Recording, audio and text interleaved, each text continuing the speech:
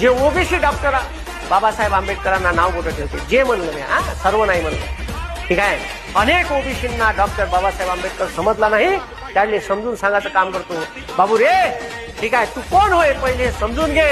या ब्राह्मणानं या देशात 4 वर्णवादी व्यवस्था उभी केली, ब्राह्मण, शूद्र, क्षत्रिय आणि, ठीक आहे रे, ब्राह्मण, वैश्य, क्षत्रिय आणि सगळ्यात खालचं व्यवस्था म्हणजे शूद्र. शूद्र म्हणजे कोण? शूद्र म्हणजे या देशातले जेवढे ओबीसी आहे, ज्याने आपण अदर बॅकवर्ड क्लास म्हणतो, ते सगळे शूद्र आहेत. आणि त्याच्यात एक अस्पृश्य कम्युनिटी होती का ज्याने स्पर्शही या देशातल्या वर्ण व्यवस्थेतले जे वरचे 3 वर्ण आहेत त्यांना मान्य नव्हता. जर ते रस्त्यानं चालले असन या देशातले ब्राह्मण आणि बाजूनं जर अस्पृश्य चालला असन तर त्याला खाली बसा लागेल, त्याने रस्त्यावर फुटता येत नव्हतं तर त्याने सोबत मडकं वागवा लागेल, त्या मडक्यात फुटा लागेल.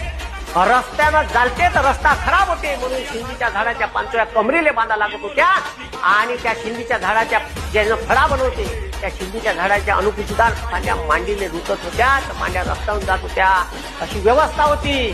त्याच्यानंतर भाऊ, ठीक आहे, सार्वजनिक विहिरीवरचं तळ्यावरचं पाणी सुद्धा पिऊ दिल्या जात नव्हतं रे. अशी व्यवस्था करून ठेवली या देशाची. आणि हे कशात लिहून ठेवलं ते